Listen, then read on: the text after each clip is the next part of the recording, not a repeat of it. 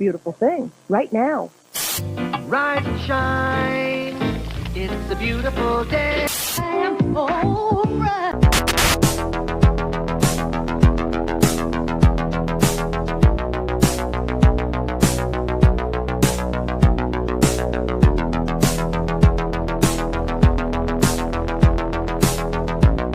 About a third of the building has been blown away. This is the bridge to the white lights.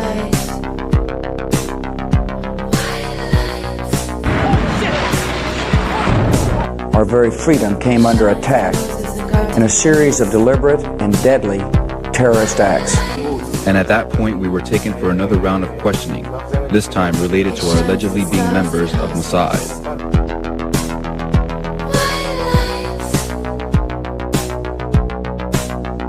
It's crazy evil.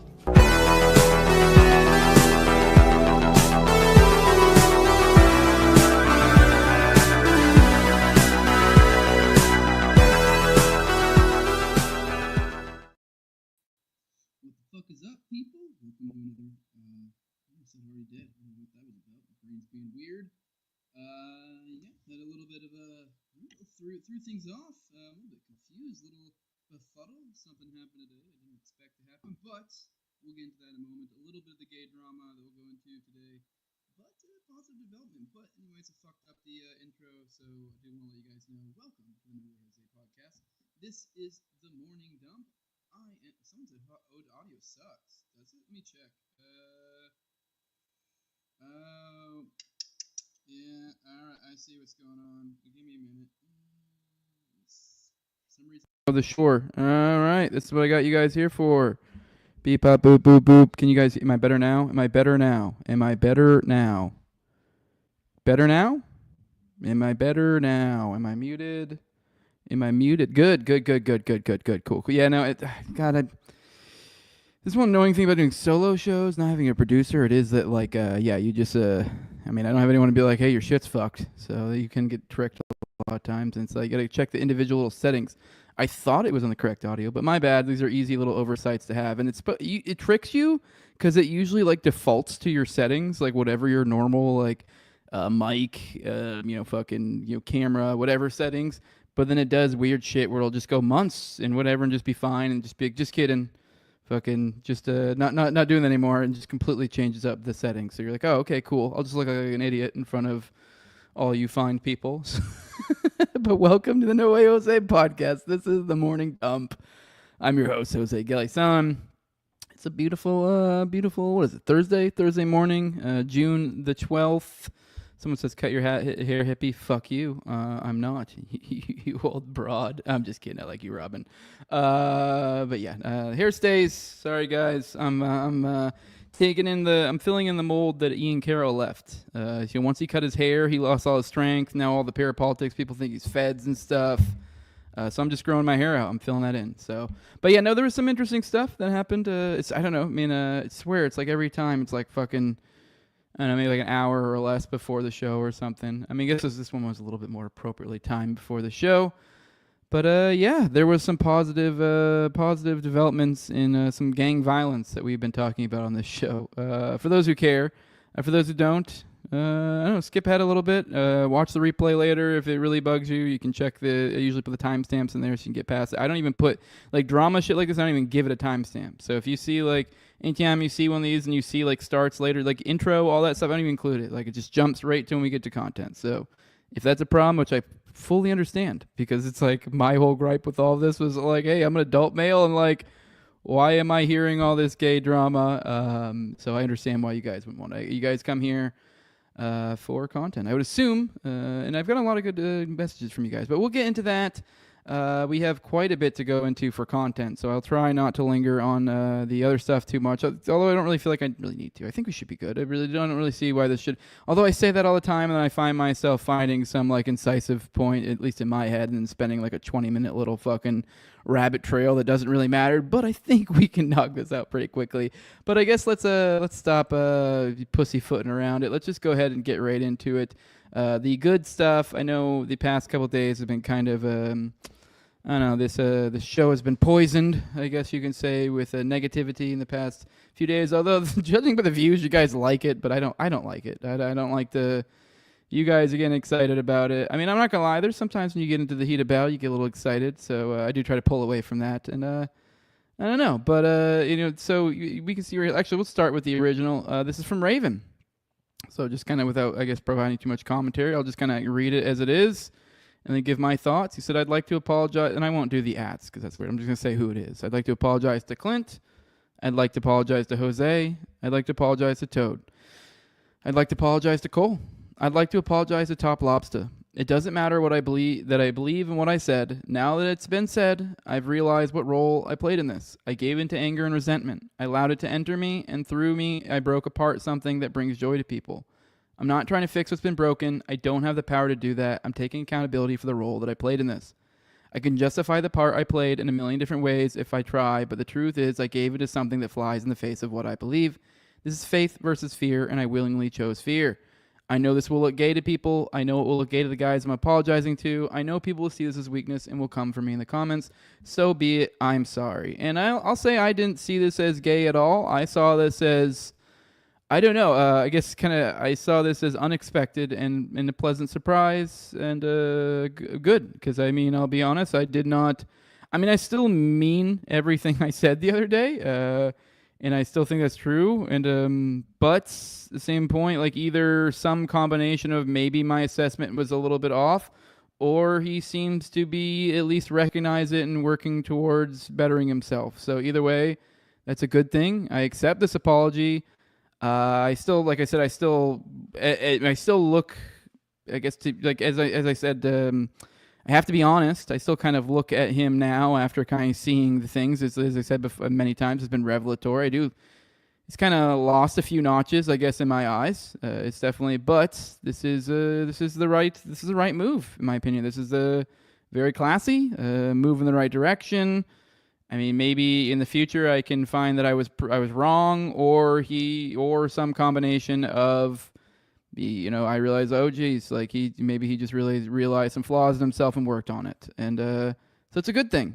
So I'm glad to see this. I wasn't expecting it, but I kind of felt like through this whole situation, like Muad'Dib, like fucking what, Dune. Not that I think I'm a messiah or that I'm super genius, because I mean, anyone knows who the Dune books. I mean, you've seen the movies and the books. It drives the point a little bit better. But like his whole thing is prescience. He's like, it's really not even so much prescience, because I think prescience is supposed to be like your all awareness, but it's more that I think it's described. It's almost like super autism. It's like he's so fucking aware of everything that he can kind of see how everything's going to go, just because it's kind of just logics it out in his head, and that's kind of how this felt like to me. I'm not saying I'm a genius, because it was kind of like, I don't feel like you need to be a genius to see how this plays out one way or the other. That's kind of this situation. As it was unfolding, I felt like kind of this unfortunate, I see how this is going, kind of piped in a little bit where I felt it was appropriate, then finally kind of gave my stand at multiple points, and I've told you about all that. But just felt like this Muad'Dib, like, oh no, this unfortunate, I see the future coming and I don't like it, but the alternative is worse kind of deal. Just like, it's kind of like, that is the whole point of Dune. Like if you read the whole series, it's almost like a tragedy. Like these like messianic characters that like they're like blessed with this like ability to like know all, and it's just this like, it's fucked. I mean, which is kind of, it's just the idea that if you were able to know all, it would just be debilitating and awful. Like that's kind of the concept here. But this is one that kind of caught me off guard. This is I did not expect this, so this is good. I don't really know what more to say about it. I mean, yeah, like I said, I like it still did lose a few notches, so it is still like, kind of, I don't know, kind of gotta, I guess, work towards things. But this is super duper classy and just as man shit. So hey, I will say though, stop. The top here said stop. These people made their choice. Move on. And I'll say I completely disagree with that. So I mean, I don't know. I mean, whatever. And if these people made their choice, I think I'm not going to assume that Top's listened to me at all. He hasn't called me since any of this or talked to me aside from what you guys have seen publicly. So, I mean, but I've been publicly saying to you guys over and over and over again, and in those messages that the message that I sent, I wasn't sharing any of their screenshots. you saw that was my position on it. Before I even came public with you guys and changed my position, I was open to working at going to Bro Grove. So, and I even said open to working together. So I left a lot of openings. And I think I told you guys this, and I don't really feel like I'm betraying Clint's confidence here because, I don't know. It's just like saying, I guess, a positive thing, kind of. I know at the time when Clint had quit, I talked before I quit. I guess you could say quit. I didn't even really quit. I was just like, hey, I can't do this. I'm still open to doing Bro Grove. Maybe we can work together in the future type deal. Like, I don't know, I'm open to it. I just need to know we're not doing this. I don't want an apology, nothing.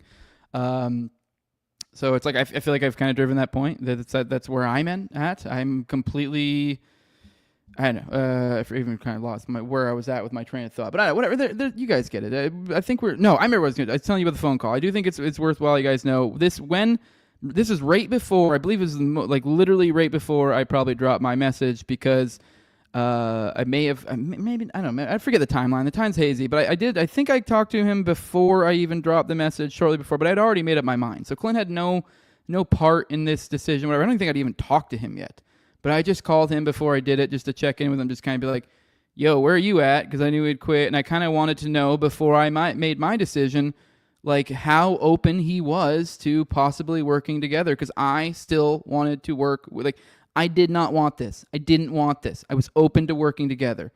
Couldn't have been more clear on that. And I wanted to explore that idea with Clint and see where he was at with that, because I had a hope. I didn't think it was going to happen. I had a hope that perhaps cooler heads would prevail. There would be some self-reflection would be had. We'd realize this is insane. And then maybe we can dab up and, settle things before it escalated into what it was. So point being is, even after Clint quit and what Top has referred to me as quitting multiple times, which I wouldn't even know if I'd really consider that quitting, we both we're still open to working together. I believe, I don't even think I actually said it just now. Clint said he was open to it as well, essentially not even needing an apology, just we're not doing this. He was in the same boat as me, because I told him that same thing. I said, I don't want an apology from him. I don't want anything. All I want is to not be able to do this. I want to be able to work like men. They can handle conflicts like men, and that was it. So I still haven't even made my choice, to be completely honest. I feel like I've been pretty gracious in my response to the Raven thing. I'm obviously, I think, pretty open to inroads. So I don't know. Okay. All right, that's enough. I'm going to say that's all I'm going to say on that now before I spiral into more. I think I hit everything. If you guys have any questions, maybe I wasn't clear, because I haven't. I guess if there's any apology for me through all this, maybe, just maybe, I could have been slightly more measured. But even then, I don't know. I pretty much most of this stuff. While it does, I know my style is very scattershot, kind of all over the place. Oh yeah, this, that. That's kind of just how my fucking crazy brain is thinking. But these are also all things that I have sat in the car for 4 or 5 minutes, kind of just, what about this? So it's not these are all things I thought about. It might not come out in the most eloquent of ways, but there's a certain level of I don't know, preparation that can be expected. I'm not going to put on a fucking full-on outline for this. It's just a response thing. So I don't know. I did I don't know. Maybe I could think about something to apologize for. I almost want to, because it was a super classy move. I still stand by. I don't feel like I did anything wrong. So, but I don't know. Whatever. Let's go through the chat and see what all you guys got to say, and we'll get out of here. See y'all. A bunch of y'all talk about the audio. Audio. Yeah. See all you guys in here. Fire Pixie, Black Belt, Type Serve, Joey Poop Bag, Tower Gang, NPC, Hustle Bones. Tom 33. Okay, God, man, you guys are picking it up. You're making it way harder for me to fucking keep up with actually saying you guys' names. I should do the intro thing. I keep forgetting lately, especially with all the drama, because it's fresh in my mind. I don't want to forget things, because I usually do the thing when I come in here. My first thing is I say hi to each ones that are here, the first ones that get here. I should go back to that. So, but because now I'm trying to go back through it, I'm just oh my God, I'm overwhelmed. So many of you guys. So, but glad you guys are here. Maybe I'll have to start making you guys into pay pigs to sort out chats. Maybe you actually have to start giving me money.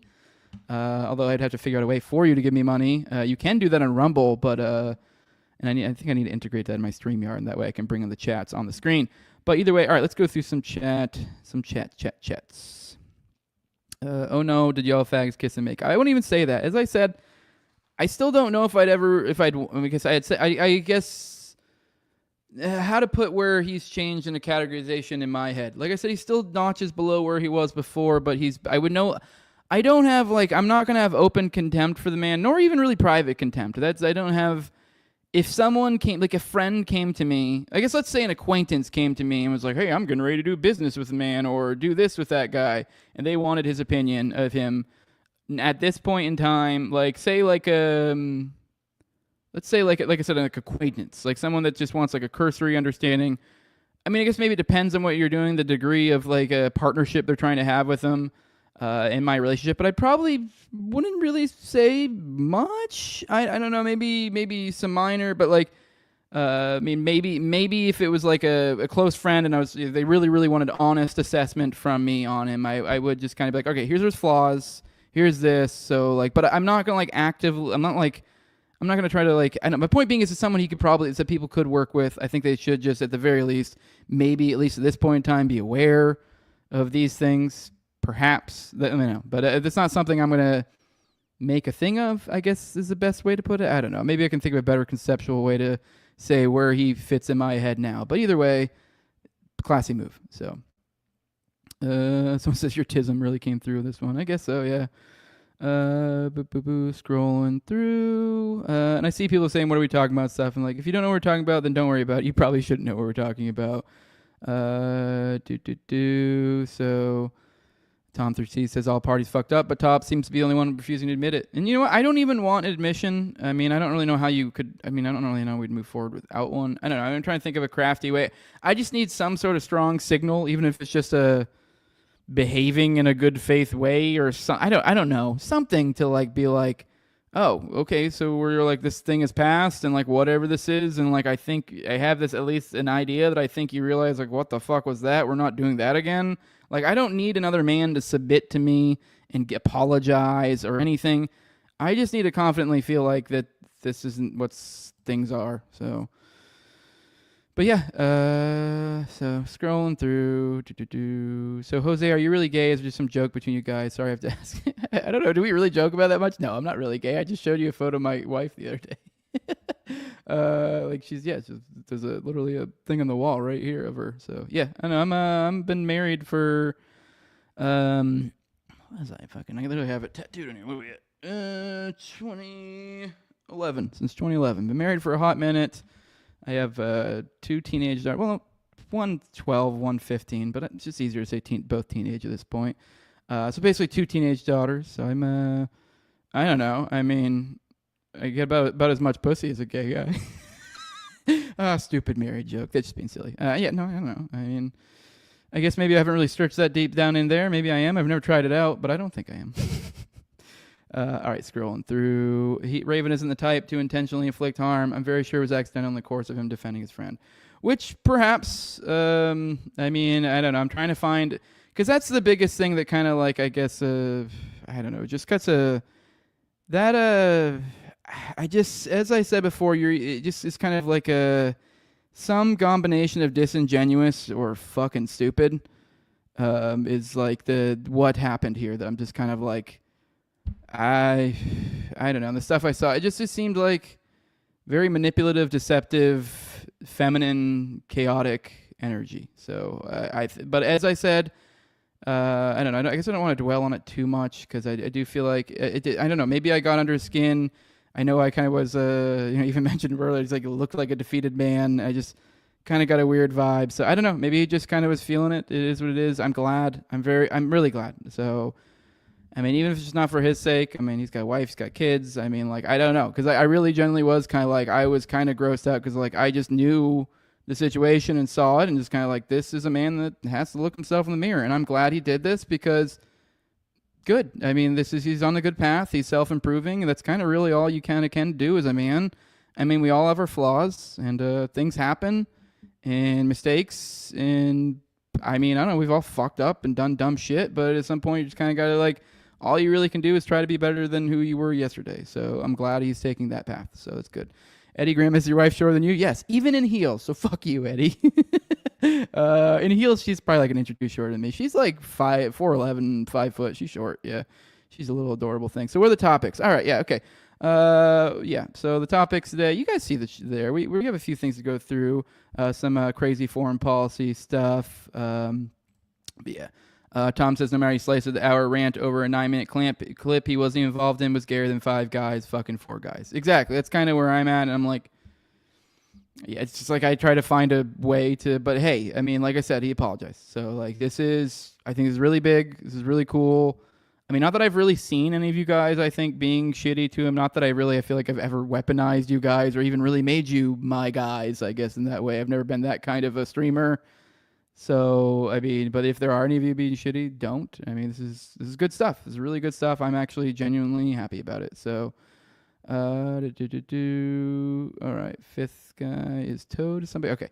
All right. So, yeah, and then you can see my responses. I just said, initially I was kind of taken aback, I'll be honest, because you kind of try to process it. And all I said initially was just kind of like, hey, I appreciate the sentiment. And then a little bit harder here with big ups. I'll comment a little further here. Can't be too gay, grinding the gym. Because, yeah, I was working out earlier. So here it is. Just kind of the more I thought about it, it's kind of like, all right, good stuff. I mean, like, obviously, I know I said a lot. I mean, like, I do kind of like my intuition is I do kind of almost reflexively just do, like, want to issue apologies back. But it's kind of like, but then I'm like, fuck. I don't know. I mean, like, it's like I almost wish, like, I felt like I did something wrong, I guess. Because it's like, then I could be, like, I did that wrong. I don't know. So that's So good job. At the very least, he evoked that response from me to where I'm like, okay, like how can you be mad anymore? So good. He squashed it. Good on him. And hopefully we see more in this way. I don't know if I didn't actually even expect it or anything. I mean, I still would love to fucking go to Bro Grove. That'd be fucking sick. So I felt like, and still kind of feel like it would be a very, very awkward situation. So, but things can change. So I don't know. I didn't expect this. So I think this is kind of, frankly, a game changer. So I don't know. I think Clint's doing some crazy stuff right now, so I haven't seen any responses from him, so that could obviously make a big difference for those who are tracking this. Once again, I know it's super gay, but I know there's a lot of people who really cared about the show, myself included, and these are friends, and this is super gay. And that's kind of been my whole qualm through this whole thing. So, all right, let's get into some actual fucking stories after I drink some coffee. Which one of you is Jose's top guy? Somebody said, yeah. Who's my bottom bitch? Which one of you guys is my bottom bitch? I don't know. All right.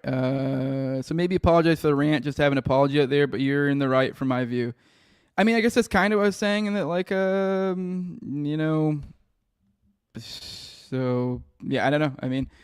Oh, somebody said, you're funded in solidarity. I mean, I almost want to apologize. I didn't even really, but to be fair, all I said to you guys was like, if this is something that's a game changer, you should ask. Because frankly, I didn't see any sort of hope for any sort of, I mean, I did think things were done. I thought things were done. That's kind of what I literally thought I was going to come today. We weren't going to talk about this at all. I thought it was done. I really thought that both of them just wouldn't say a word about it, just kind of hope it went away. I didn't really think anyone would swallow pride and do anything. So, hey, huge ups. I really just cannot emphasize that enough. So good stuff. So good stuff to him. Sorry if this. I guess sorry if this was hurtful. Although never mind. Even then, I don't like, because I really do think like it's almost as it feels like. I mean, maybe I'm like, you know, inflating my own ego a little bit here. But as I pointed out yesterday, just seeing kind of how he was.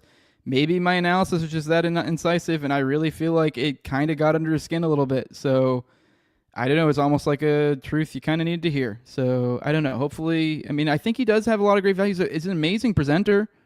I mean, I don't know. Great energy, good-looking guy. No homo. But yeah, so let's get into the first story. Let's put that behind us.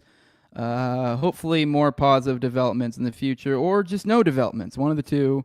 Because we're moving onwards and upwards, doing grown-up stuff. I'm all for doing fun stuff and doing cool stuff with the homies, but we ain't doing no gay shit around here. So, U.S. anticipating potential Israeli attack on Iran. So yeah, that's kind of the news today. Big thing. Everyone's running around going, Iran, getting ready to attack Iran. So let's go ahead and go through this. The U.S. is on a high alert in the Middle East and is anticipating a potential Israeli attack on Iran. The Washington Post has reported, amid the anticipation, the U.S. is reducing the presence of non-essential personnel in the region. The report said, in recent months, U.S. intelligence officials have grown increasingly concerned that Israel may choose to strike Iran's nuclear facilities without the consent of the United States. U.S. officials told the AP on Wednesday that the military has authorized the voluntary departure of the dependents of U.S. troops from locations across the Middle East. It's also evacuating personnel from its embassy in Iraq. CBS News reported that Israel has informed the U.S. it's fully ready to launch an operation into Iran, and that the U.S. officials were concerned that Iran could retaliate by hitting U.S. sites in Iraq. The State Department has authorized the departure of non-essential personnel at its embassies in Kuwait and Bahrain, providing them with the option to leave rather than a mandatory evacuation. The news came after Iran's defense minister warned that Tehran would hit U.S. bases in the region if a conflict is imposed on Iran. Iranian officials have previously said that they would hold the U.S. responsible for an Israeli attack due to the U.S.'s significant military support for Israel.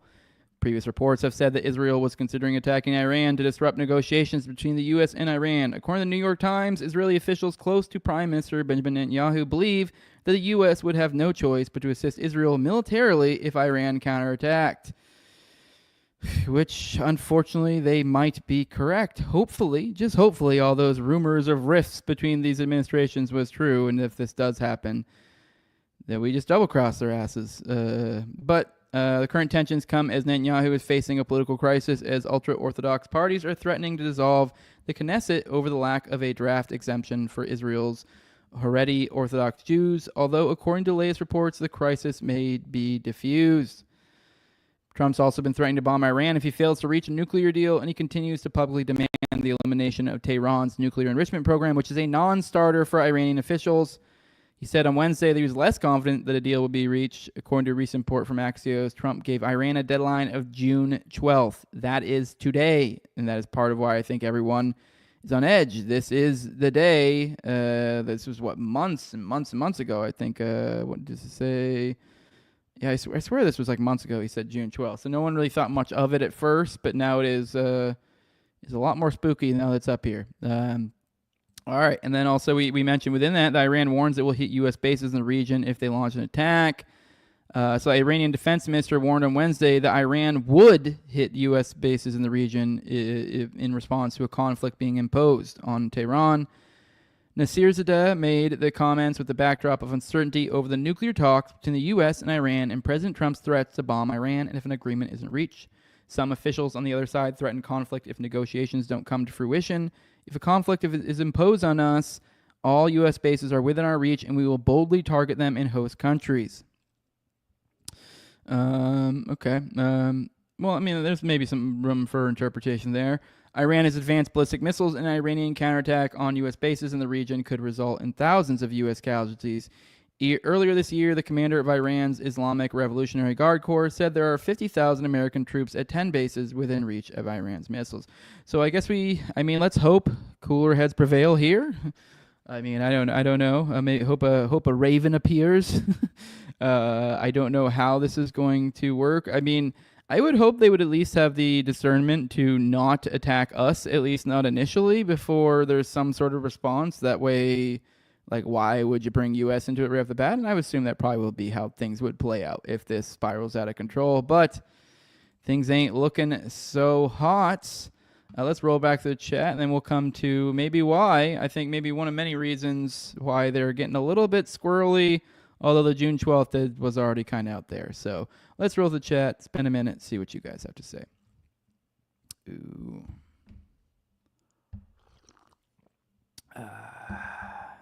Someone's trying to get me to show kitties. Sorry, no kitties around. Maybe if one walks by, I'll grab them. Bro, Iran leaking Israel nuclear program is low-key gangsters. Fuck, yeah, which is, I guess, sort of what we're getting into in a second. I just want everyone to make up and kiss. So do I, bug fights. So, scrolling through. Give him no option but to use the Samson option. That's no, or give him no chance to use the Samson option. I mean, yeah, that is a good point. Like, because that was I believe it was yesterday we covered, or maybe it was already dead. We covered that they did have plans, and they were talking. Iran claims to have the locations of Israel's secret nuclear bases that are officially don't exist.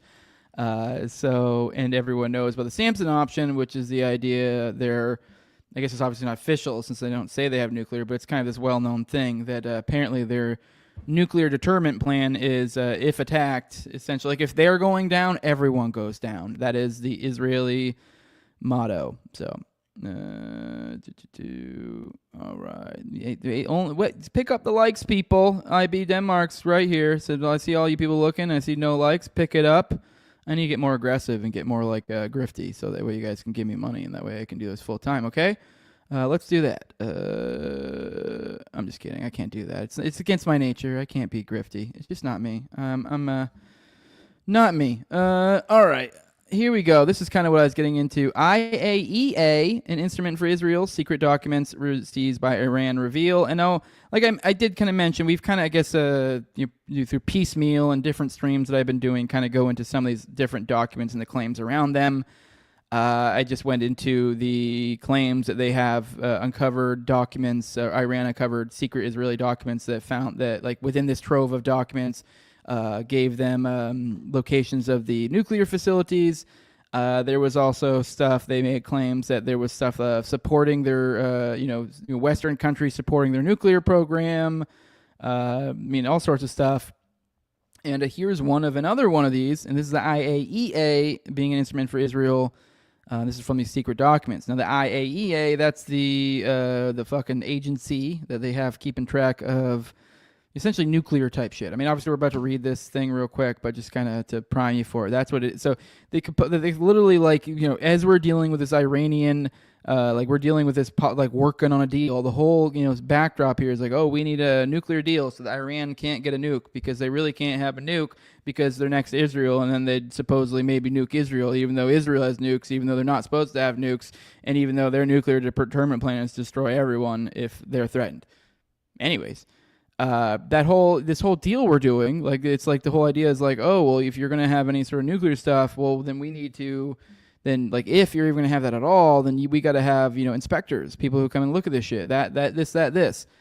Apparently, according to these secret documents, are saying, yeah, it's an instrument of Israel. So I guess we might get a little more of a specific, which I guess that would totally make sense. The body that comes in to inspect it is kind of, you control all portions of it. You act like, because we even see, even just with the negotiations and not even the actual implementation of a possible deal aside, just the negotiations and then Israel on the other side, you kind of got to play a stupid game. Because, I don't know, I have a bridge to sell you if you don't really feel like they, okay, I guess maybe I'm overstating it. I don't know. It's hard to believe that they're not complicit, at least at the very least with them giving money. I guess maybe they don't know. Maybe there is actual divides between these two. I don't know. Point being, I don't know. I forget what my point was. Let's get into this. Thousands of sensitive documents on Israel's nuclear program, which Tehran said its intelligence managed to obtain. By the way, this is from the Cradle. Revealed direct cooperation between Tel Aviv and the International Atomic Energy Agency against Iran, according to an Iranian media report. These documents clearly show that instead of playing a neutral role, the IAEA has become an instrument serving the objectives of the Zionist regime. Far's new agency cited an informed source as saying on 10 June. I guess the kind of point I was trying to getting at is essentially, I guess, a dialectic. Because you have, and it makes it even more obvious here when you add this third component. Like, if we assume all of three of these things, the IAEA, the negotiations, obviously Israel and their threats and military attacks, us and our threats and military attacks, if you think they're all the same, essentially, behind the scenes, basically the same, amorphous entity, then yeah, it kind of makes sense. Like, oh, this is a dialectic playing out. There's a hand controlling all of this and controlling all ends. And that's kind of, I think, what we're seeing here. So it's like, it's all kind of disingenuous in the first place of like, oh, have this deal, and then we'll have these people look over your stuff. And it's like, you're kind of under our thumb the entire time, and frankly, it's just a show. Really, it's one giant fucking big old struggle session. So these documents clearly show that instead of playing a neutral role, the IAEA has become an instrument serving the objectives of the Zionist regime. Far's new agency cited an informed source as saying on 10 June. The documents prove that Iran's official and confidential letters to the IAEA containing sensitive information were channeled to the espionage agencies of the Zionist regime through covert conduits, the report added. The report also noted that several top Iranian nuclear scientists ended up getting assassinated due to their names being disclosed by the IAEA. Chief of the UN nuclear watchdog Rafael Grossi said on Monday that we have seen some reports in the press. We haven't had any official communication about this. In any case, this seems to refer to SorryICalledYouAPedo, who is an Israeli nuclear research facility, which we inspect, by the way. We don't inspect other strategic parts of the program. This part of the program we do inspect, he added. This was the first outside confirmation of Iran's claim that it seized a vast amount of sensitive Israeli nuclear documents. So now we have confirmation, that at least someone confirming the possibility of it. The SorryICalledYouAPedo is an Israeli nuclear research facility south of Tel Aviv that was established in 1958. Under Israel's agreement with the watchdog, the IAEA monitors SorryICalledYouAPedo but has zero access to the Israeli nuclear facility at Dimona, which is believed to provide fuel for Tel Aviv's undeclared nuclear weapons program. According to a confidential IAEA report on Iran seen by Reuters, the watchdog has conclusive evidence of highly confidential documents belonging to the agency having been actively collected and analyzed by Iran. Here, unfortunately, in the States a few years ago, we could determine with all clarity that documents that belong to the agency were in the hands of Iranian authorities, which is bad. We believe that an action like this is not compatible with the spirit of cooperation, Grossi said at a press conference on 10 June. When asked if they were originally Iranian documents seized by Israel and handed over to the IAEA, Grossi said, no, we received documents from member states and also we have our own assessments on documents, on equipment, etc. The Iranian intelligence operation was initially announced in Iranian media on Saturday. Sources told state broadcaster IRIB that the sheer volume of the materials and the need to securely transfer the entire shipment into the country necessitated a period of media silence, adding that the documents have reached secured locations. IRIB said the brief marked a significant setback for Israel. The transfer of this treasure trove was time-consuming and required security measures. Naturally, the transfer methods will remain confidential, but the documents should be unveiled soon. Islamic Republic's intelligence minister Esmail Khatib told Iranian television on 8 June. Talking of thousands of documents would be an understatement, Khatib went on to say. The vast collection of strategic and sensitive Israeli documents includes plans and data on Israel's nuclear facilities, according to the intelligence minister. They also include other documents about the relationship with the U.S., Europe, and other countries, as well as intelligence documents that would boost Iran's offensive power. Khatib added. The chief of the Islamic Revolutionary Guard Corps, Hussein Salami, said the intel will provide Iran with an advantage in any missile attack on Israel. Reports say Israel is planning an attack on Iranian nuclear facilities, which Iran says it will respond to forcefully. The intelligence ministry announcement comes amid tensions in recent nuclear talks between Tehran and Washington. Iran has rejected a new U.S. proposal that would significantly constrain its ability to enrich uranium, and it said it will soon put forward a counteroffer. So, also comes as the IAEA board is preparing to pass a resolution against Iran, citing a comprehensive report accusing Tehran of failing to comply with the 2015 nuclear agreement scrapped by U.S. President Trump. Okay, so that's I didn't know that was on the docket these days. They're getting ready to give him shit for that in the midst of negotiations. I'm sure that's not politically motivated whatsoever. The move could result in a reimposition of European sanctions on the Islamic Republic, of course. Certainly the IAEA should not expect the Islamic Republic of Iran to continue its broad and friendly cooperation. Behrouz Kamalvandi, spokesman for the Atomic Energy Organization of Iran, said when asked how Iran would respond. I know that's a lot, and it seems like niche info, but this is stuff that really fucking matters when it comes to the world stage and what's going on. So, let's roll to the chat. Been a minute. See what you guys have to say. So,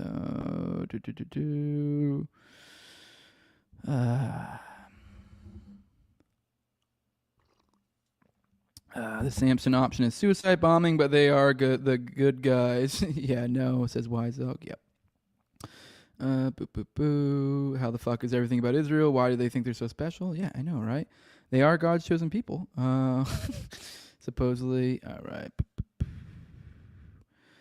I don't even think they believe in their God, to be honest. I think it's just a convenient predicate. I mean, honestly, there's like so many different types of Judaism too. I swear I've heard there's like types that don't even really believe in. I know it gets weird. It gets into really weird territory. There's different types of them. So yeah, you're kind of right. And when I say different types, I don't mean the ones that are literally atheist Jews. I mean the ones that are like no, I practice some form of Judaism, but then when you get into it, you're like, oh, you don't actually have some sort of God belief.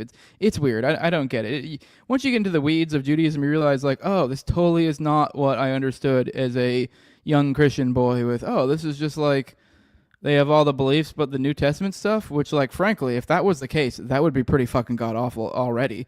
I mean, while I do try to stray away from any sort of like atheism rants here or whatever here, but like, or anti-Christian stuff, but like, I don't know. I mean, there's a reason why the Gnostic take took off pretty well and is in modern day. It's because you go through the Old Testament and you're like, yo, dude, a bit harsh.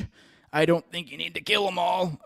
Maybe not murder all of them unless they're, except for the young girls that are virgins. That's pretty insane. Just there's lots of crazy shit in the Old Testament, verses about how to treat slaves, just all sorts of crazy shit, which whatever. I know there's ways you can understand that as a Christian if you understand it this way or that way.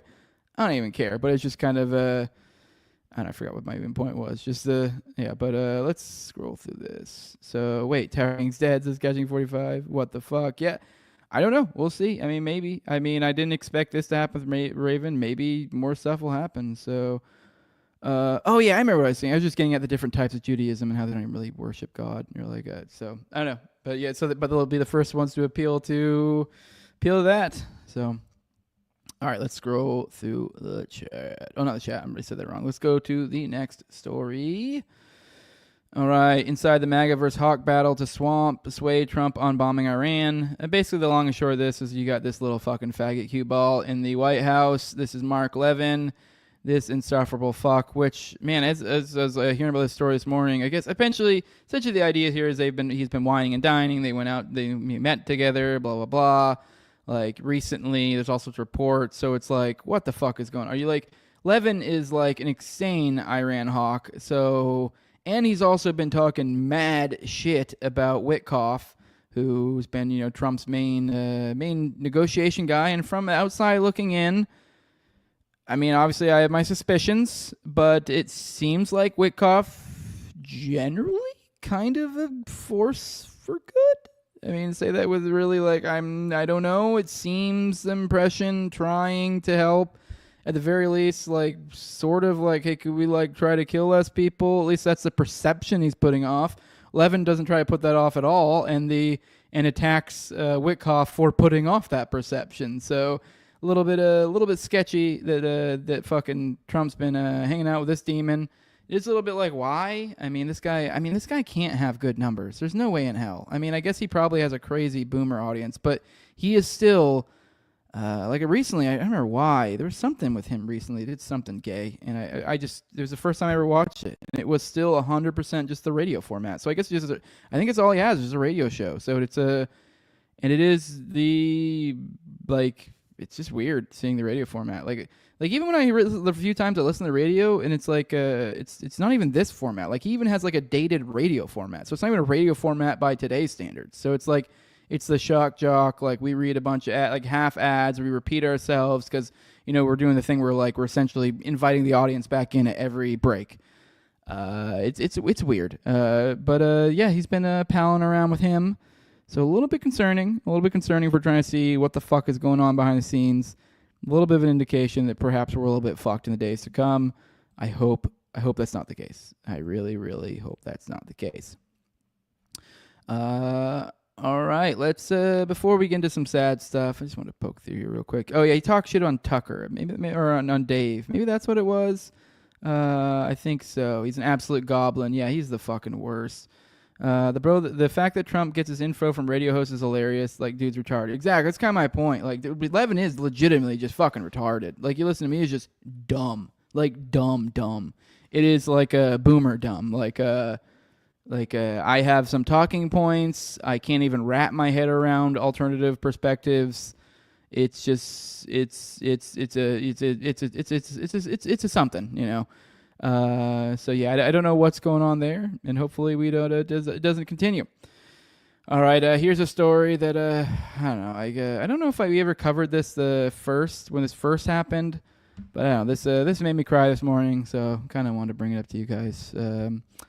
I don't know. Maybe I'm just been a little bit more edge with the gang breaking up too, because I felt like it was like, man, this shouldn't have made me cry. But just something about this story. I mean, this was sad to begin with, But just, I mean, this is kind of, I guess, sort of bittersweet because the story here is Gaza boy survived Israeli airstrike that killed his 9 siblings, evacuated to Italy for his medical treatment. But, yeah, I guess he's in Italy now. His mom got to go with him and some of his other family members, so that's good. I didn't even know they were doing medical evacuations, so that's cool that that's a thing happening. I hadn't seen any reporting on that. I mean, I guess maybe I wasn't really looking for it either, so it wasn't really a thing I thought about.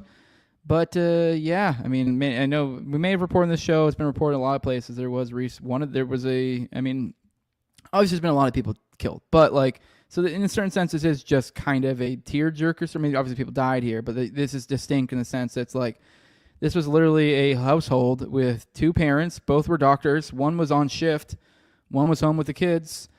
And they had 9 children, ages 7 months to 12 years old, and they were bombed by Israel, and every single one of them died, except for the 11-year-old boy, and his dad survived, I think, clung to life for like a couple days in the hospital, and his mother was the one who was working at the hospital that they came into, and I don't know, it's just pretty fucked up story to think about. Kind of like the worst thing you can think of. And then even to make it all worse on top of that, the little boy lost his hand. So like, yeah, so you have, I don't know, just awful just thinking about someone going through this. I'm getting a little teary-eyed just thinking about it still. It's just such a fucked up situation. I also just really kind of want to read the mom's take because I don't know. I'm not particularly religious, so like I don't even like, you guys know that like where it comes to like she kind of goes into religious stuff here, but just the idea of just like what this person's been put through, it's just insane. The mother, she said, and keep in mind, this is a mother of 9 children, and she also is a doctor. This is a woman who clearly is devoted, has a bunch of kids, clearly loves kids, clearly is, put her life towards helping people.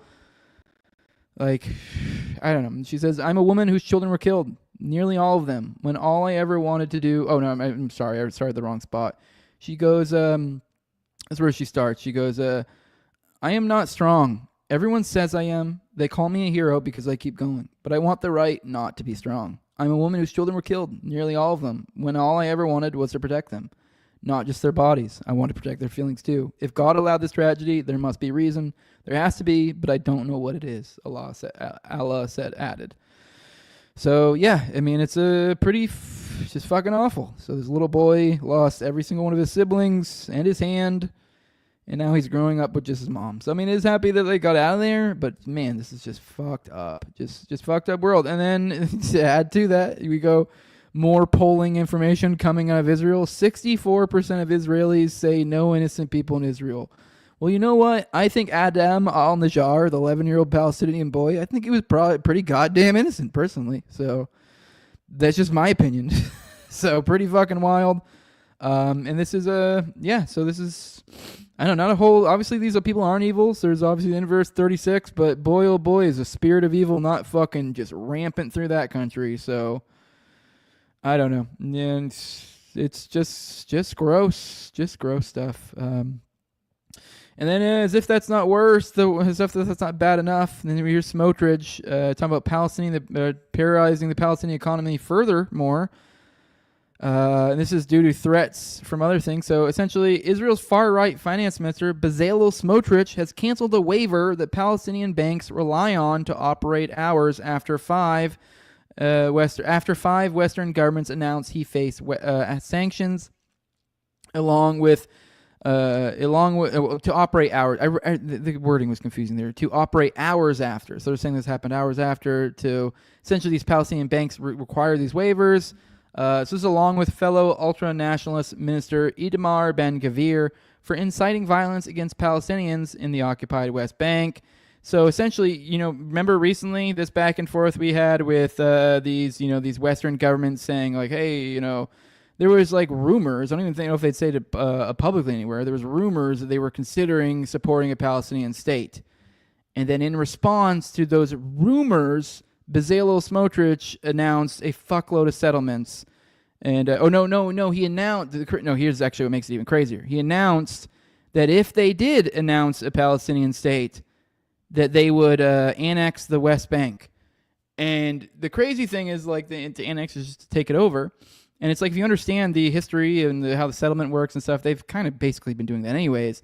But then to add to all of that, then I think it was literally days later, they announced their largest settlement movement. So it still was this weird movement where it technically wasn't an annex because it's still not the government, but it was like but we're going to, it's just like it essentially was the government giving a thumbs up to the settlers. Like, there's different levels of this. And so this is one of the times where they gave them the go-ahead, but they aren't doing it themselves technically. So they gave them the go-ahead to invade the West Bank, to essentially, do what they do. Put in settlements, scare off fucking Palestinians, be belligerent. And now it's gone even further, because then I guess after that they were talking about facing sanctions, because it's like this tit for tat. And then, he just goes, well, you know what? Now we're going to make it so they can't even operate banks. So we're just going to destroy their economy because... So it's just kind of this, you think we're being evil to these people? You think we're being evil to people? You're going to, give us some political consequences as a result? You know what? Well, then we'll just be fucking more evil to these people. So, yeah, warnings have previously been raised that Israel's ending the waiver could have devastating consequences for the Palestinian economy, which is dependent on the Israeli banking system, as the Palestinian Authority does not have its own central bank or currency. Finance Minister Bezalel Smotrich has instructed Accountant General CPA Yali Rothenberg to cancel the indemnity provided to correspondent banks dealing with banks operating in Palestinian Authority territories. Smotrich's office said in a statement on Tuesday announcing the charges. So, yeah, a little dour. Once again, the spirit of evil overtaking this place. These are evil, evil, evil people. By that I mean Smotrich. I mean, obviously all of Israel, but I mean, obviously if we're talking 64%, like, if you're playing the odds. So yeah, all right, let's go through the chat. So you guys say, and then let's get into some shit. So, bomb bomb, you say, by Israel, say, no way, Jose, hey-o. All right, scrolling through. I doubt they would write about God rejecting their offerings if it didn't happen, they said. Okay, I know what that's referring to. Eric Petty says, I love this show, man. All the research and knowledge is very appreciated. I need to constantly keep my schizo theories updated. Yeah, that's what the purpose of the show is. I appreciate Eric Petty. I appreciate all of you guys. And there's been a lot of great words lately, so I really appreciate it. Someone mentioned shekels. Let's scroll through. I don't see if there's any shekels. I do remind you, if you guys do want to give shekels, you can go over to Patreon, patreon.com/NoWayJose2020. Or you can do Rumble Rant. I mean, I don't know, whatever. I'm not too worried about it. Just someone said something about shekels. So, I thought they were saying give me shekels. I got excited. No, they were talking about Jews. Okay, my bad. I'm retarded. Boom, boom, boom. All right, let's move on to, let's get into... Actually, no, I said we were getting to this past foreign policy, but one more on the foreign policy front. Let me make sure the audio is working real quick before I play it, because StreamYard likes to screw me over like that. But here we are. This is from Dave's Camp. I haven't watched this video yet, but I assume there's probably pretty good stuff. Pretty good example is what the word I was struggling to find there. Pretty good example of the humanitarian aid here. He says this is what they're calling humanitarian aid. So let's watch this video together and kind of get an idea of what we're looking at. So this is, I guess, one of the aid points. Shift left! Read shift left!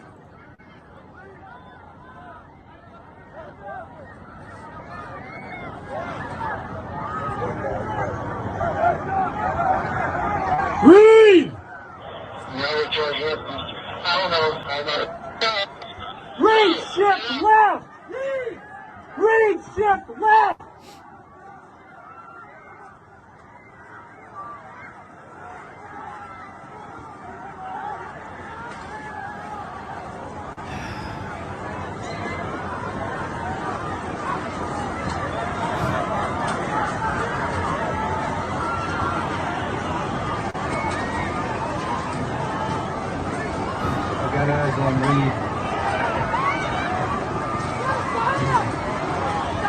No, this way, this way, this way. No! No, this way, this way. This way, this way. Love you, brother. Hey.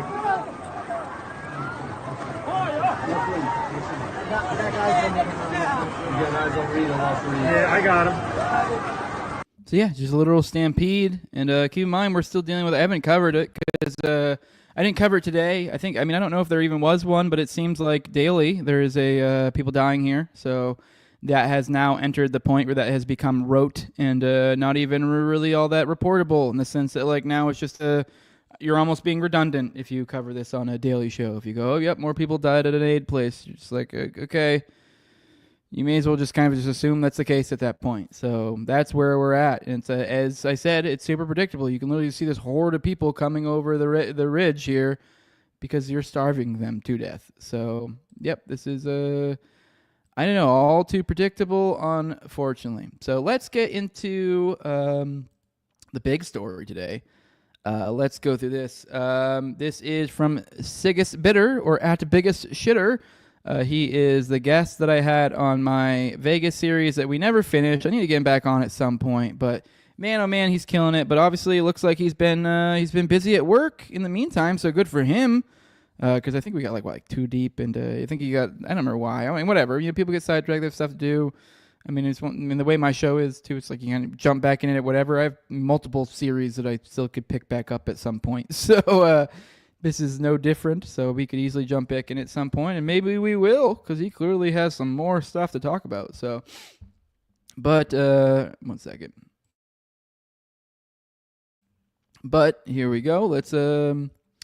Let's go through. Actually, let's go through the chat real quick, and then we'll get through it. So someone's saying what is happening. Yeah, you're looking at the aid area of the. So maybe I wasn't.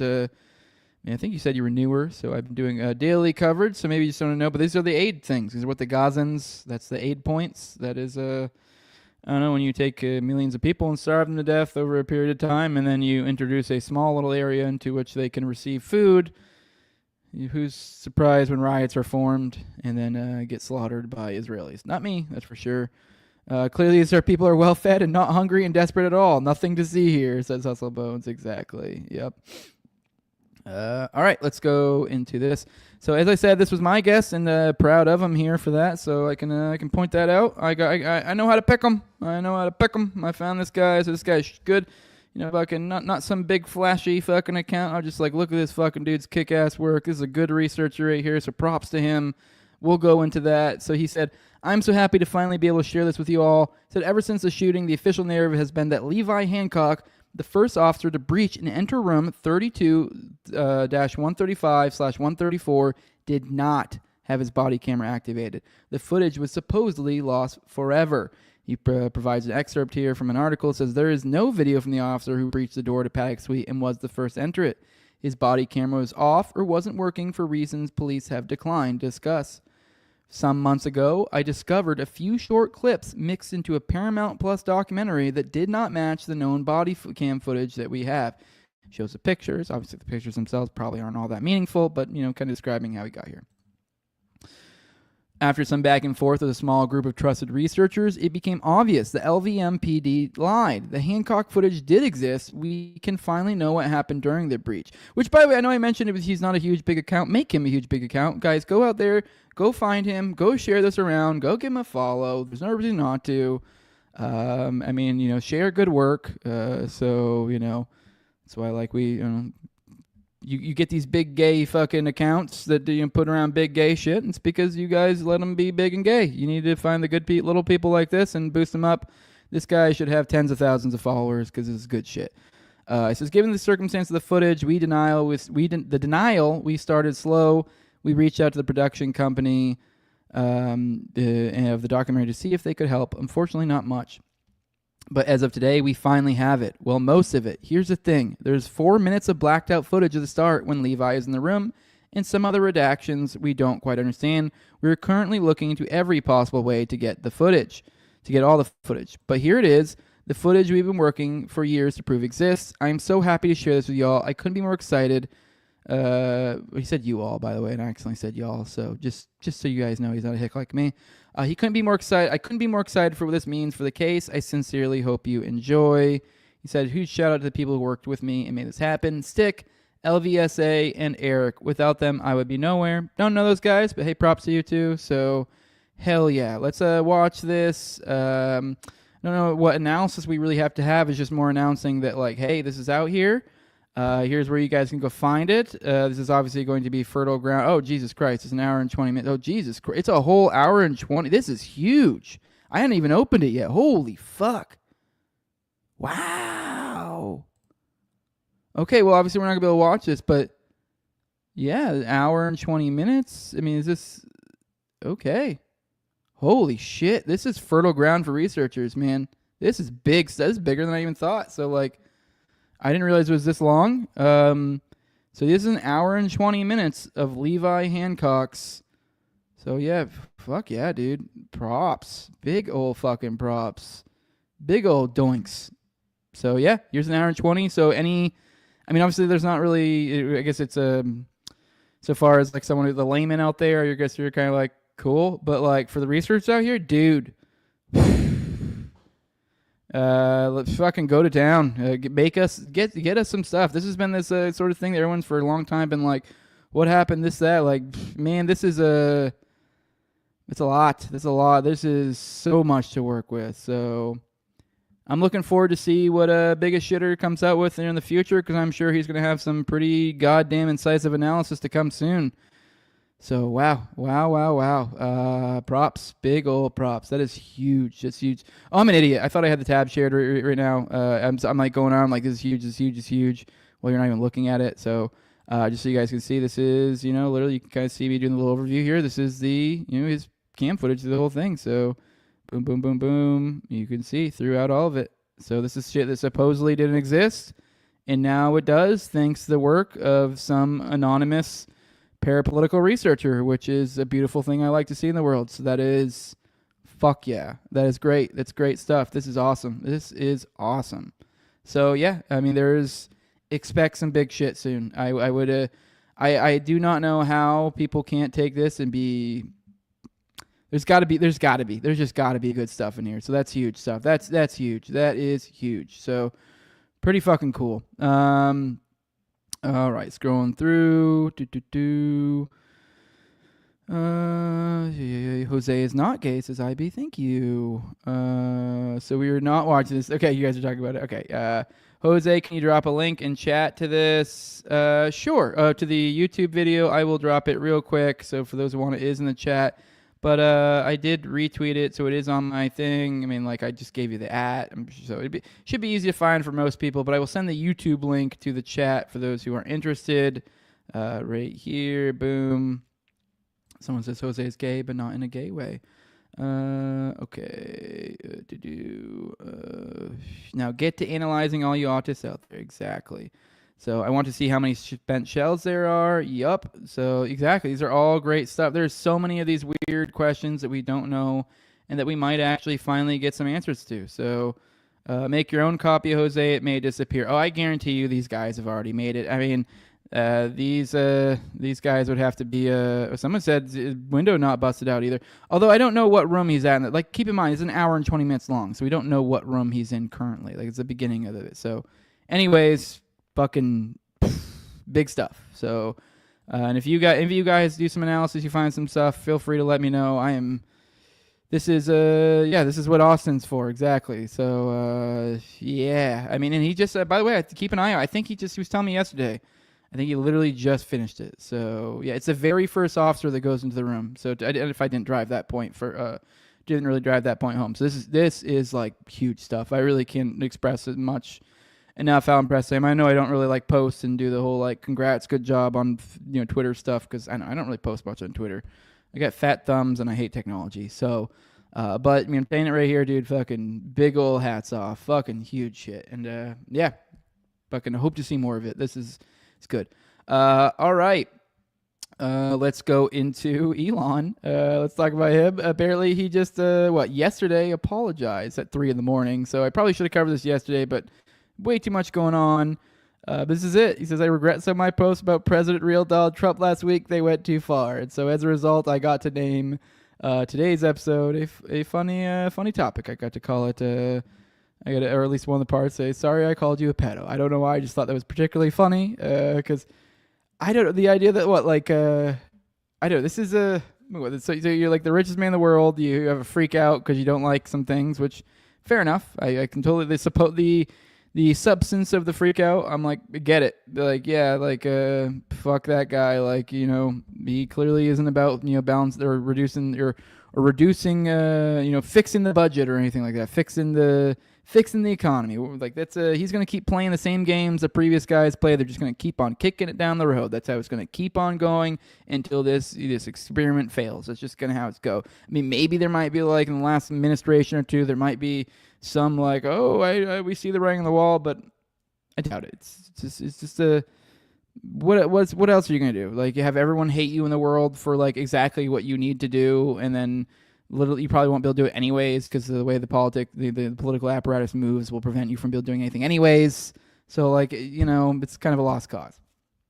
But, I mean, you know, okay, I get it. You know, like, hey, what the fuck, dude? You know, you told me all these lies. You really wanted to fix the fix it, make it so this, like, thing doesn't fall apart. This whole thing falls apart. We're selling our, you know, grandchildren into debt, all this stuff.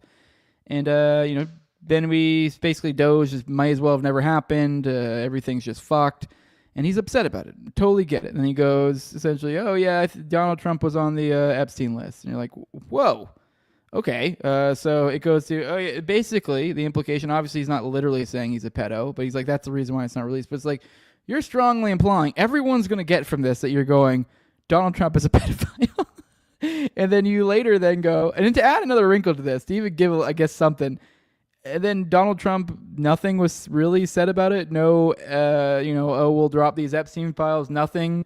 He just was able to accuse him of being on the Epstein list, which is entirely plausible. He probably is. And, you know, whatever the hell that means. And it very well may be the reason they're not releasing the Epstein files. I don't know. I mean, let's be real. It's probably more about, like, Israel or even way more than that. There's probably so many reasons they're not doing it. It's probably you probably really can't just boil it down to one. Like, it probably is an insane web of reasons. Donald Trump likely, I wouldn't be surprised, is one of them. So it's like the point is, it's just kind of like you'd think that, like, hey, you know, he calls you a pedophile. That would be the time to be like, okay, well, I'm going to make some actual move on this Epstein promise. I mean, still wouldn't expect him to actually do anything really substantive, but something, you know, you'd think he'd be like, oh no, see, I did this and blah, blah, I clearly don't fuck kids. But no, he just ignored it like it didn't happen. And then next thing you know, Elon's apologizing for it, which is just really bizarre. So, I mean, I don't really have much to say about that. I do think it's funny. Josie here pointed out John Adams and Thomas Jefferson were best friends who got into an ugly public fight. John Adams told everybody Jefferson was dead. Jefferson told everybody John Adams was a hermaphrodite. They would forgive each other and return as best friends. You know what? Maybe there is hope for Terror Gang. And I want it set on record that I think Top has a pussy and a penis. So just throw that out there.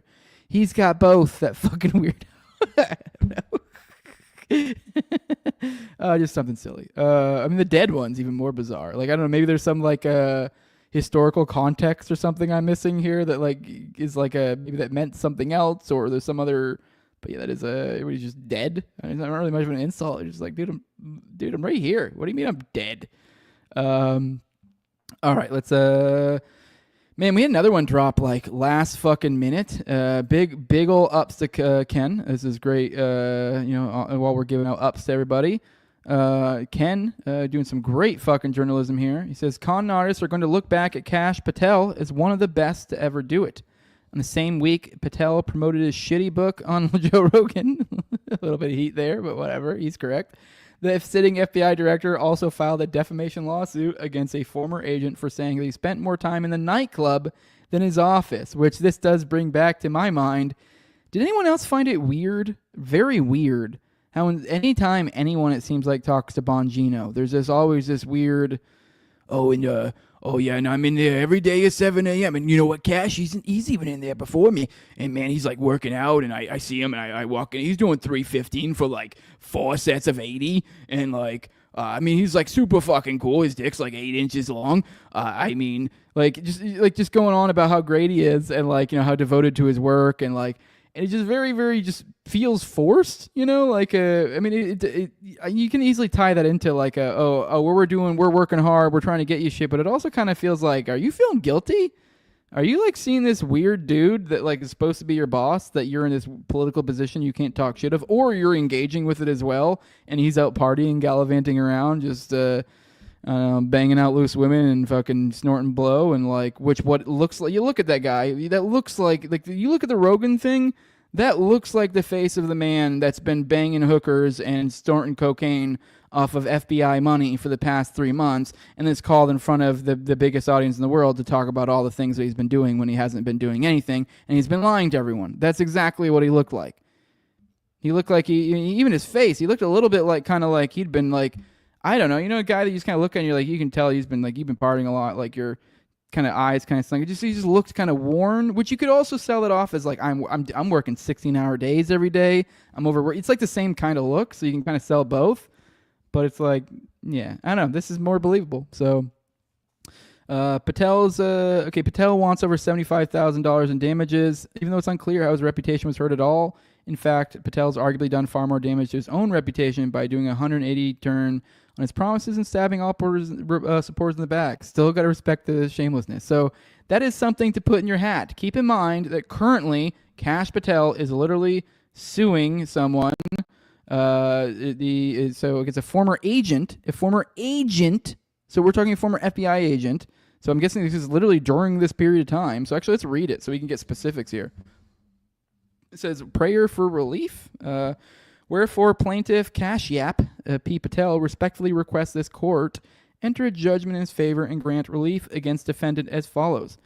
An award of compensatory, special, and punitive damages in excess of $75,000 and such other and further relief as the court deems just and appropriate to protect Director Patel's rights and interests.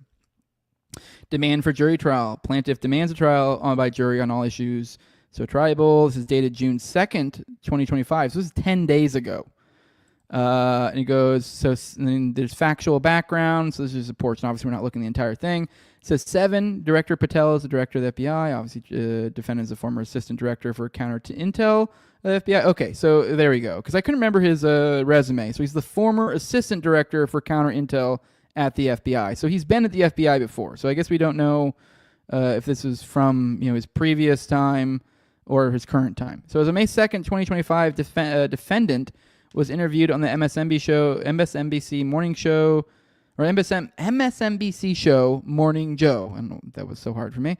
During the segment, defendant stated repeatedly, Director Patel has been visible at nightclubs far more than he's been on the 7th floor of the Hoover building. Fuck yeah. Okay, so this is this administration. This is May. Let's fucking go, dude. I missed this one. This guy's okay. I did not know that. So I didn't know he was interviewed on Morning Joe and literally he's talking shit. Okay. Says this statement's entirely false. Since becoming director of the FBI, Patel has not spent a single minute inside of a nightclub. So this does kind of seem like, why was this such a weird narrative point that was always seemingly inserted? It just felt like it was forced every time I've seen, particularly Bongino, which makes it even more think like, oh, that makes sense. Because it's like, oh, we have this issue with Cash. You're like, okay, hey, Dan, could you like really make a point about how much he works? Because we're like, obviously it's going to look less authentic coming from him. That totally makes like some fucking PR guy like sound down. It's like, hey guys, like, okay, we can't have Cash going around talking about how hard he works. So that's going to seem coming off really authentic. But like, Dan, people, I know you haven't burned all your credibility. So like, why don't you talk about how much you guys work? Like that's 100% what it feels like. So it says, since becoming director of the FBI, Director Patel has not spent a single minute inside of a nightclub. Now, I will give him, like, I don't know, like, what kind of nightclubs could the director of the FBI really go to without concern that, everyone would know, because you're the director of the FBI. If anything, that's kind of, now think about that, if true, what kind of fucking places are you going? Those are probably some weird, sketchy places. There was no basis for defendant's fabrication. Defendants used the weasel word reportedly is itself a fabrication, as defendant did not reply on reporting by any other person. Well, he's reporting it right now, bitch. Defendant made up the story out of whole cloth, and by using the whole word reportedly attempts to distance himself from what is a maliciously false and defamatory statement. I mean, he could have meant that as like other people told him. I mean, reportedly would be the weird word to use there, like other friends, like other people in the agency. Although I would say that would be kind of untowards to be spreading those sort of rumors if it's just secondhand. But whatever, that's his own career, not mine. Go for it, buddy. But yeah, pretty wild, right? Let's roll through the chat. Been a minute, and then we'll see what you guys have to say. Ooh. Scrolling through. Nothing happened on the plane. Why does it matter? Trump was on it. Bingo. Yep. Scrolling through. Is Elon sorry lied about Trump fucking kids, or he told everyone? Is that be specific, Elon? Yeah, that's a good point. I didn't think of that. That's like probably one of those ones I thought about before and just forgot to bring up now. But yeah, there's the other thing. It's like, how the fuck are you gonna like just throw out, oh yeah, you're a pedophile, and then like, you know, days later be like, I mean, obviously he didn't literally say that once again, but then days later be like, just kidding, sorry, I called you a pedophile, and you're like, I need an explanation here. Like, what? I don't know, maybe be a little more specific. Which things? Because he even said in the tweet, I think it was like, I had it up a minute ago. Actually, let me look at it right now. I still have it up over on my side. It says, regret some of the posts about President Trump last week. They went too far. It's like, okay, which posts, Elon? Which posts? Which posts do you regret? It's a very important context here. I would like to know. I think most of the world would like to know.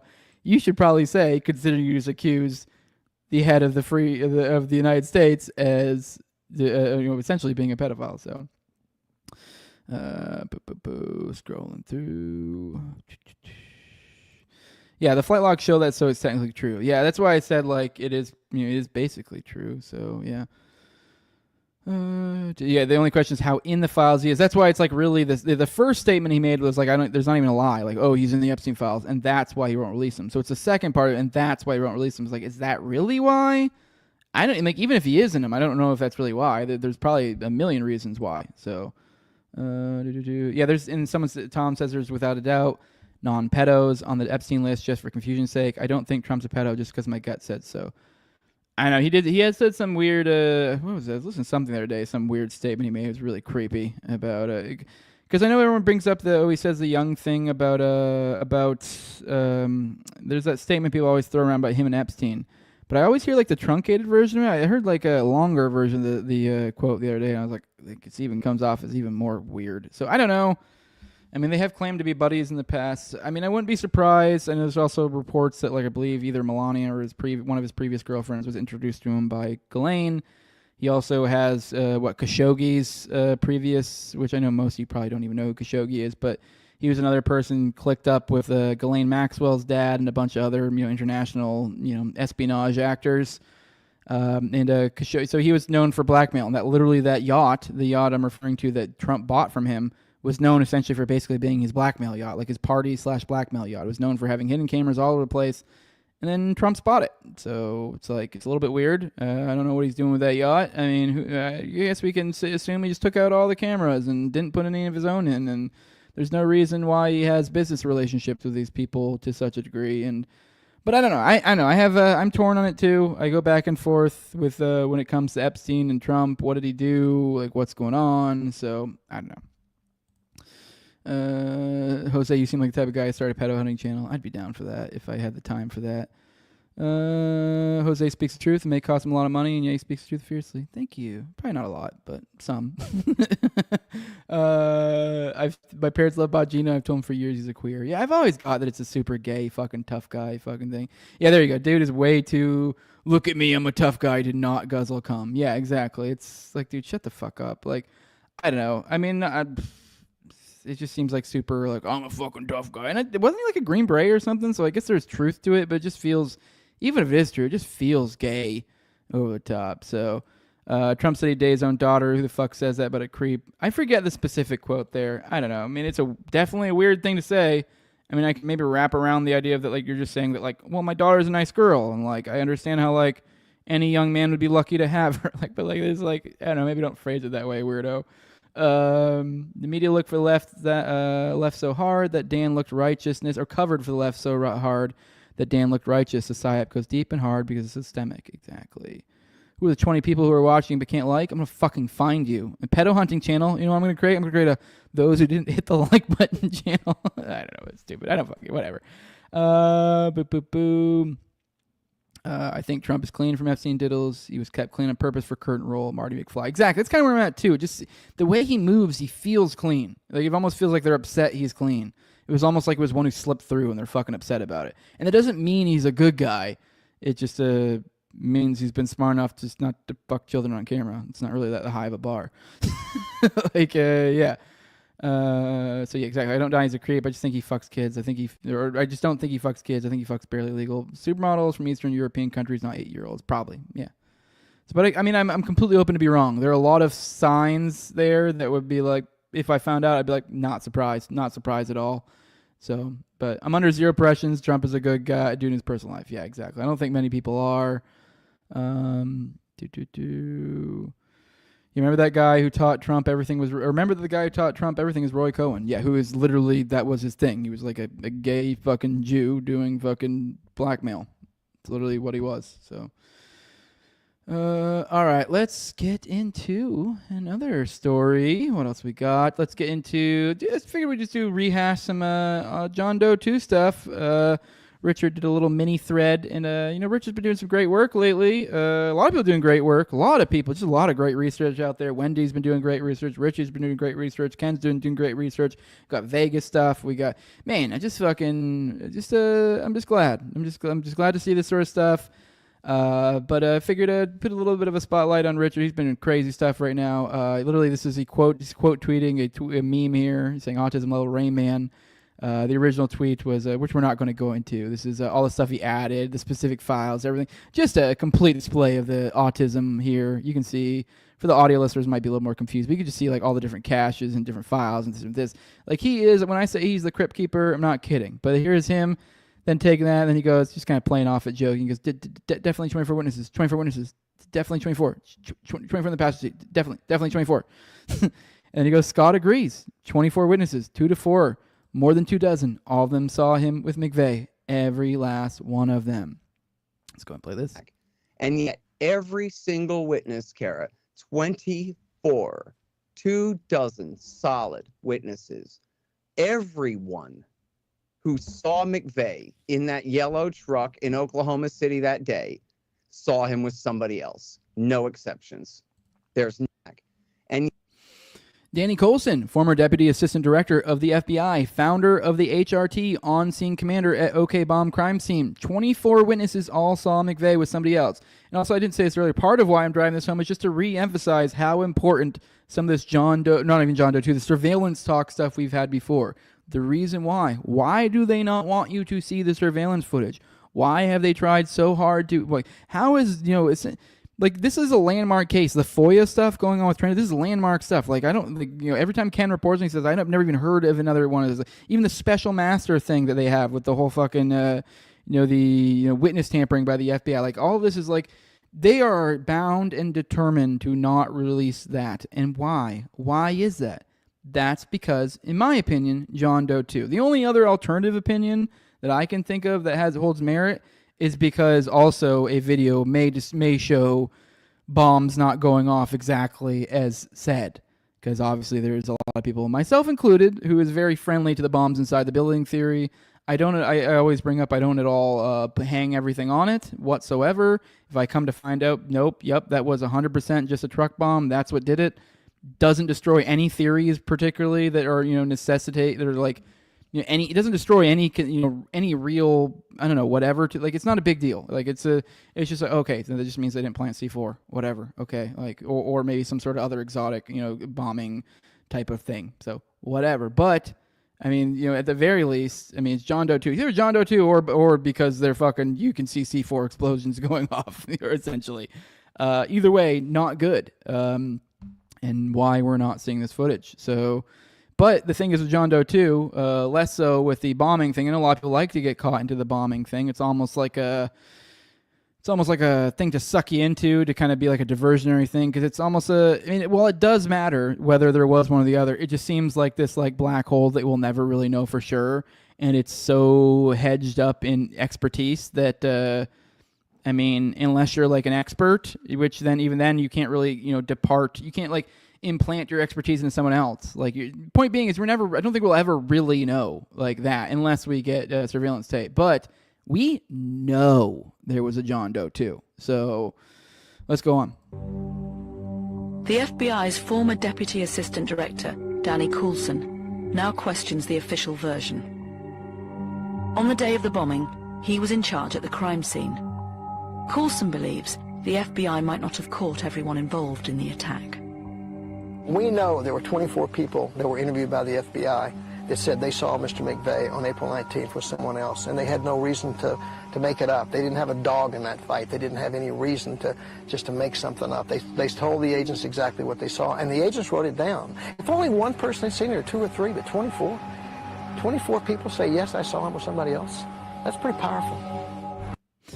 And keep in mind, this guy knows a lot. This is a man who knows a lot. He was the on-scene commander. Not only that, this man was in Oklahoma City when the bomb went off. I mean, maybe not literally the city, but he was in the area. And we know this due to a receipt. I believe it was for a hotel. I'm not specific. I don't remember offhand specifically what it was a receipt for, but there was a receipt that proves in the area. There's a whole, we've covered this in the show. There's a whole, different series of excuses for that. So this man was here. Keep in mind, it's FBI. There's also were reports of people seeing bomb squads the day before. There's the ATF thing, Depolmite, where they were training with these, running these exercises with responses to truck bombs. I believe that I want to say there was an operation was being run nearby that or something, so there was a location-based thing there. Obviously, PatCon, something's been revealed in recent years, last 5-10 years or so. You put all these pieces together, and it starts to look like, as I think, it heavily seems to be that Danny knew way more. And when he says there were 24 witnesses and they should reopen the case, that's him saying there are 24 witnesses that saw McVeigh with another person and they should reopen the case. And this dude probably knows some shit that he can't really talk about and is probably fucking pissed about it. Is the fact. So the point when he says things like this is him. This is a guy who knows shit and is clearly I get the feeling that if you were able to have a off the record conversation with this man, he would have he has some complaints. Danny's actually one of those guys that when you do look into it, he strikes me. I don't know if Richard might be in the chat or something, and he probably would agree with this too, but he strikes me as probably, because if there is good guys, probably one of the more good guys. So I think he probably was some sort of higher up in PatCon likely, and I think this was probably some sort of sting operation that went wrong. I do give a lot of credence to the idea of an operation within an operation, essentially perhaps some sort of CIA or enterprise or whatever type entity. Gladio, inserted himself into this operation, PatCon, an operation that was intending to perform a sting, and they allowed it to go live because it looks like, with the bomb squad, and then obviously even the way Danny some of the mannerisms, the way he acted, the fact he was there, it looks like they were all getting ready to bust a guy, and then it went tits up. As I said, some information, some things changed, and there is CIA tentacles that you can see in here too, so it does tell a very, very weird, sinister picture here. So it looks like Danny is someone who I think he probably was a lot maybe like a John Matthews type, if I had to guess. Probably thought hey, these are people that are going to be a problem. They clearly, there were a lot of entities these people were infiltrating and pursuing that were genuine problems. These were real Nazis or whatever, or neo-Nazis that were committing violence and doing crazy shit. Those things did exist. The only problem is a lot of times that was due to influence from the FBI and others, but that was a thing. And so I can see how a man who has a desire to, improve the world and, spread justice and, keep people safe, that he would be yeah, this is a good cause. So, that's how it strikes it to me. And I think he got put in a situation to where he just kind of fucked. I think, if I remember correctly, too, I might be wrong, but I want to say his career kind of stagnated after this, too. So it kind of adds more to that, too. The idea of a kind of a guy that maybe internally kind of bucked the system, maybe just didn't completely go because he'd probably get destroyed completely. But clearly not happy about it, kind of disgruntled, kind of, it's just one of those things I was a guy previous military, obviously never got to a Danny Coulson FBI, but just the idea of working within the Leviathan, that I think a lot of us, those who have been there before, you get to a certain point where you just realize, oh shit. And I think that's the impression I get from Danny. It's just kind of what the you just got to a point where you're oh my, what the fuck is this? And just So maybe I'm wrong. 24 people saw him with another person, correlating names, correlating times, producing chronology. There's no way he wasn't alone. Everyone saw him with other people. Facts don't care about your feelings. Official story. We have the 302 reports. 24. He also shares here, which I've shared on this many times. Surveillance tape shows shadowy passenger and bomb truck. This is the initial reports were reporting on the passenger as well, and reporting on currently on they were reporting on a surveillance tape existing as well and showing said passenger. So this is where it gets into literally they were reporting this shows John Doe 2. So, and then we didn't get it. For those who want to learn more, Richard does have a Substack over at okcfacts.substack, and he has a whole piece on it. We've covered it on the show before. Don't remember which episode, but go read it for yourself. This man talked to Tim McVeigh 15 minutes before the bombing at Johnny's Tire. His name is Mike Mraz. He picked McVeigh out of an FBI lineup. His co-workers Aaron Gurrell and Byron Marshall all observed him giving McVeigh directions to Fifth and Harvey. Mraz is certain and adamant that McVeigh had a passenger in the riot truck with him. And yeah, I know he is a bucktooth hillbilly, but not really any reason to lie. Hear what he has to say. In a Johnny's Tire store. At about approximately 8:25, a rider truck pulled up into my place of business. At that time, a gentleman asked me for directions to Fifth and Harvey. I proceeded to explain the location of where he was asking me. He seemed to be a little concerned of where I was telling him about. At that time, the gentleman, Timothy McVeigh, stepped out of the truck. I walked him over to, let's say, 10, 11 feet away from the truck itself. I pointed a direction downtown, which is to my right. He seemed to acknowledge where I was talking about. At that time, the gentleman walked back to the truck. I talked to him. I also noticed there was a passenger in the truck at that time. From that point in time, the rider's truck seemed to stay there about another 5 minutes and headed the direction I explained where he was at. Yep, and then here's another kind of finishing caption. It says, Team 5, April 1995. We search for the truth, we seek justice, the courts require it, the victims cry for it, and God demands it. So, once again, John Doe 2 exists. It's undeniable. This is something the government's been trying to, ignore for a long, long time and act like he doesn't exist. The case should be reopened. I just covered the other day about how Richard produced multiple documents that showed the FBI lied, saying they didn't have it when they in fact did. So it's becoming, and on top of that, that got added to the legal side of things with trying to do, and now that is becoming an appeal to reopen his previous FOIA lawsuit, the one that is currently stagnated because it is being it is now gone to a special master because the FBI was allegedly witness tampering by threatening the witness, John Matthews, who was the former PATCON operative, threatening his VA benefits. And so that's why he left. And so that's why actually trying to do currently is he's done, I think, a few shows semi-recently, but he's still, even then, there's certain things he can't say because he's literally legally not allowed because he's under a gag order for that because the FBI tampered with his witness. So he's not allowed to talk. All right, let's take a minute and go through the chat. It's been a hot minute. Let's check through. There's a like for me. Thank you, Black Belt. Appreciate it, bud. I'm sure Roy taught Donnie how to spot a honeypot, which is a good point. I mean, that's kind of like a joke. But there is something to that. Hey, if you are, being kind of, growing up in these circles, that you also could be just take some sort of semi-reasonable take of wouldn't it be good if I could somehow find a way not to have the blackmail on me? Wouldn't that be dope? So I don't know. Cohen was literally the one who got blackmail on Hoover. Yeah. Yeah. Marty Mac says, oh yeah, there was another guy that just magically disappeared.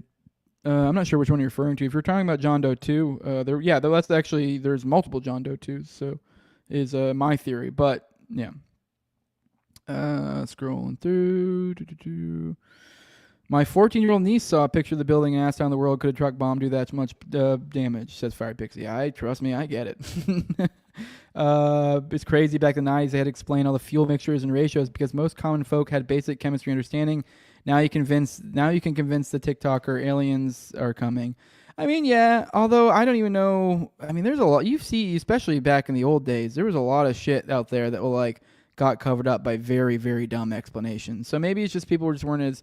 Maybe they did have better chemistry understanding, but they weren't as connected, I guess, maybe is a better way to put it. Because it is like, yeah, there's some dumb. You look in the past, there's some pretty crazy cover-ups. You're like, how the fuck did this ever fly? Like, there's no way to be able to do now. So, scrolling through, serious hair situation. Yeah, let's fucking go. All right, what are we gonna do next? Let's what do we got? We got aliens. I think I might save aliens for tomorrow. Let's save that for tomorrow. I got a quiz Cuomo on my wispy sides coming out.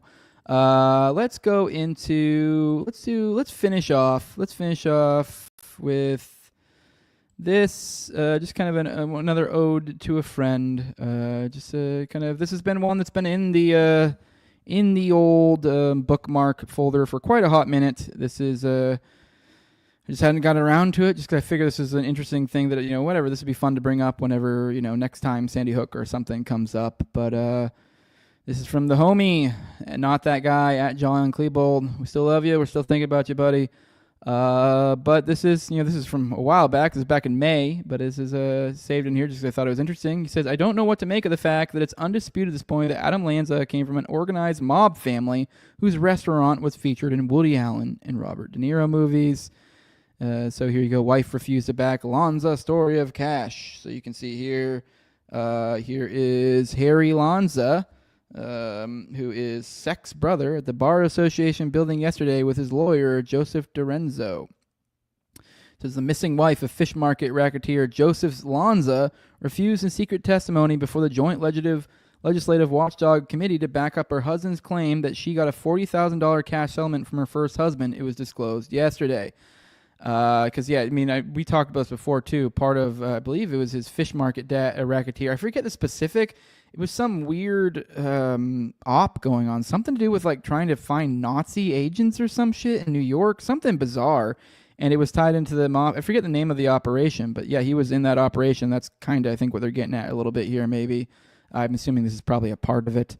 But yeah, he was working for the feds as some sort of weird mafia guy, supposedly chasing Nazis or something fucking weird and very odd. And then here we go here. It says Anthony Lanza was a made member of the Genovese organized crime family. So was that Anthony? Wait, who was the who's this one? This one's, oh man. So I knew about, I believe Harry, or Joseph. Wait, no, it's Joseph. I knew about Joseph. So I knew about Joseph. And I knew he was the fish market guy, and like I knew he was with the mob, but I didn't know that even then it continued with Lanza's family to keep going on with mob stuff. We see, so it's not even just I believe it was the grandpa, maybe the great grandpa, the mob guy in New York hunting Nazis with the feds or whatever. And then we have Anthony, which I'm not sure where he's at in the relationship, but he's another guy who's mobbed up. He says Anthony Lanza was a made member of the Genovese organized crime family and has been identified as such by law enforcement. See his affidavit of Detective Anthony Farnetti, sworn to June 4th, 1999. He has also been so identified by confessed members and associates of organized crime who became cooperating witness for the government, including Carmine Sessa, a former member of the Colombo organized crime family, and John Pertel, a former associate of the Genovese family. And here is a photo here. It says, Woody Allen famously used the restaurant to film a scene in his 1993 Manhattan murder mystery. Characters played by Keaton and Allen himself at dinner at an Italian mafia joint in New York, which was actually Lanza's. All right, so Woody Allen, that fucking creep. So another, little, if we're doing pattern recognition, what the fuck is going on here? And here's a photo of De Niro here. So wild stuff, right? You go Sandy Hook, mob hit. So then you see, who's that, Francisco Lanza? So like, man, it just keeps going. So it looks like fucking damn near all these Lanzas. Here's James Lanza for the San Francisco Mafia organization. Man, holy shit. It just keeps going. Jeez Louise. And then it's Peter Lanza. Okay, there's nothing implying he's one here. Or maybe that's his, okay, he's a son of Mike. Okay, I don't know what the point of showing this guy's obit since it doesn't support it. The De Niro movie has some pretty big implications concerning New Orleans. I kind of almost want to go back and watch this movie now because I'm like, it's almost like, there's so much symbolism sometimes in movies, and like with all this stuff going on, and then kind of looking back, you're like, you might be able to see it. So I don't know if any of you guys, this is Angel Heart. So is the De Niro movie that we went to, and then what was the other movie? There was the other movie. There's Manhattan Murder Mystery. So those are both movies, I believe, that were filmed there. So maybe for those who like to get into film symbolism, when it comes to those that rule above us, might have a little bit of, what's the word I'm looking for? A little bit of homework for you guys. So you go there, you report back to me, let me know. But wild shit, right? Weird. I hadn't really dug into it. I'd only seen the little...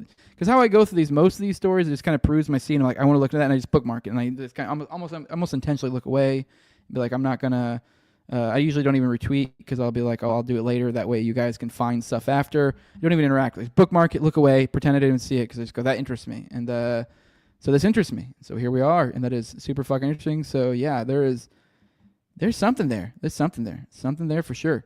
All right, let's roll through the chat. Debating maybe playing one more video and get out of here.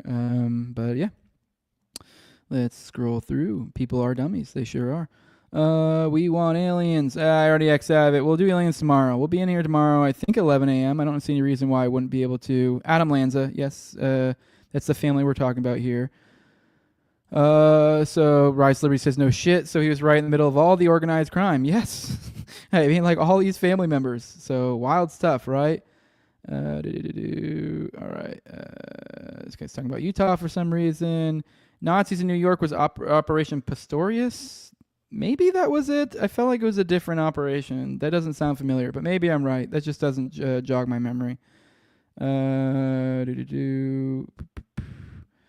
So someone says, yeah, thanks, Jose. I'll try to watch your next, Jose, but it's usually late at night at here where you go live. I'm going to try. That was fun. Wait, where are you at? This is late. This is noon where I'm at right now. So, well, pleasure. I'm glad to have you join us. Maybe I should start doing different times. I mean, I don't know. Hopefully, maybe my Wednesdays will become not open again. I don't know. You never know. Things might work out, but I do have Wednesday nights to work with. Maybe if there are of you guys out there that would be interested in like me, maybe one day a week, swapping the morning dump, say like on Wednesdays or something to like night, maybe do like a nighttime dump. And we'd also kind of, maybe give me an opportunity to have guests more too, make that more of like the regular, morning dump with a guest or something. Maybe that'd be an idea. Because I mean, just you guys let me know. Because I mean, you bring up a good point with your time stuff, and so it might be good to spread it out to catch a different, that way other people can hang out, or maybe you don't get them much value out of watching them live. I don't know. You guys tell me. So that's something I could probably play with, because I do have, like I said, an extra Wednesday night. So I don't know. And whatever. If I swap this from the morning, it just gives me more time to get stuff at home done. So whatever. All right, scroll through. Please, Mr. Fed, can I have permission to go into your forest, please? I don't know what you're talking about, but it's funny. 11 a.m. I need to check what it's going to be here in Finland. So yeah, at 11 a.m. that would be almost 2 hours or 2 hours ago. So whatever time that was for you when we started here. So, but yeah, I need to check what's going to be here in Finland, over in Finland. But yeah, no, if I was going to do nighttime for you, Typester, that would be, I don't know, I'd probably do like 9-ish or something. So that would be basically 8 hours from now or so, give or take. So. Someone's saying thank you, I appreciate you, don't know what for, I don't know what I said. I like the mornings when I'm easygoing, so whatever works. So I never caught Tower Gang live, so I'm used to it. Mornings is best for me. It was what Tom33 says. So Vegas shooter, you said, question mark. I don't know what you're referring to. Okay, let's do one more video. Let's do this Cuomo Tim Dillon thing. And we'll get out of here. You can almost call this the outro, because Nevsky failed us today and didn't give us any wholesome videos. Let's go ahead and play this. Is it that people on the fringe right seem to engage in conspiracies more? Is it a coincidence that Benny Johnson and Charlie Kirk are more interested in the Epstein files? Is it a coincidence that Rogan was talking so much about Epstein killing himself versus being murdered? Why do we hear more of that on the right? I think there's people on the fringe left, if you remember, and I listen, I think Epstein probably was murdered. I mean, I don't think based on what? Well, based on what? I love this. Okay. I know I'm getting ahead of it, but like you guys know, he's about to fucking murder him. But it's love. You could just see on his face, like, ooh, I'm about to get you, this dumb bitch.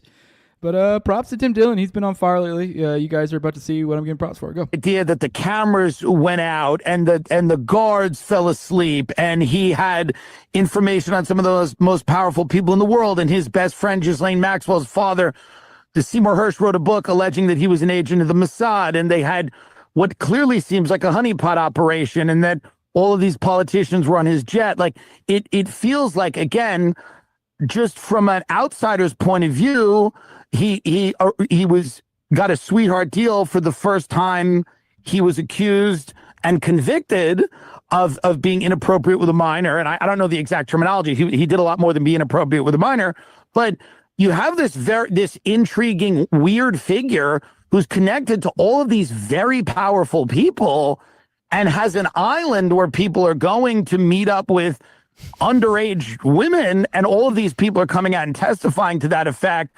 And then right before his trial, he dies. I mean, Chris, let's be honest. If we're talking about the mafia and we're talking about a guy that had information on all of these big, powerful people, and he gets whacked, does not a part of your brain? And I'm, Kirk or Johnson or Rogan or whoever, or me or anybody who's looking at this, and people on the left and the fringe left also has some conspiracies. One of them was that Donald Trump was an agent of Russia. And by the fringe left, I mean every media organization, including the one you used to work for, every day was Russiagate. So to me, it's like, don't you look at the Epstein thing and for a minute say to yourself, yes, it is possible that this guy who is involved in potentially blackmailing people, but certainly involved in human trafficking and connected to all these wealthy, powerful people, gets whacked before he can say any of their names? Yes. It's just the greatest. It's just the greatest. What a great, he just thought he's so smug, just like, and just fucking so not really much commentary to even really add to that. He just murdered him. I just want to show that to you guys. I thought you could get a kick out of it. It's fun.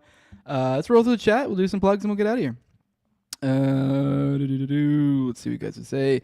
It said, "Hey Jose, hope you have a good Thursday, big boy. I hope you have a good Thursday too, big boy." Jesus Hendricks, appreciate it, brother. I don't know why I had to make that gay. And I guess just because you call me big boy, that makes sense. Scrolling through. As I want to believe Theodore Roosevelt created national parks to save the cryptids from our development, but my logical mind is telling me it was always a land grab. I mean, they're probably also grabbing children in the forest and bringing them to their deep, dark lairs and doing awful, unspeakable things to them to nourish their evil overlords. But it was probably Theodore Roosevelt himself who probably did that, honestly, if we're being real here. So you always hear, what is it, the missing 411 or whatever? It's like, I don't know. I mean, maybe it's aliens, maybe it's cryptids. I don't know. It's probably just fucking old, incestuous fucking pedophiles with way too much money and, fucking don't fit into society and just their weird murder cult. So, let's scroll through. Let's see what else. So it's bullshit why they're trying to write history about Epstein. Yeah, they're not. I don't know how they're going to be successful. I mean, there's too many people that are just like, this is retarded. So let's see. All right, guys. We got through most of it today. I think let's go ahead and get on out of here. I love you all. I appreciate you joining us today. If you want to support the show, please leave a like, share it to the show, subscribe, leave a 5-star review on iTunes or Spotify. Drop a comment. Leave some, if you have any thoughts about anything said here, share them. Try to be nice. I don't know. I have feelings or don't. I don't know. Whatever. I don't really care. Not a big deal. I typically usually set these up so anyone can comment. So whatever. Go to town. If you're too much of a faggot, maybe I'll do something about it. Probably not.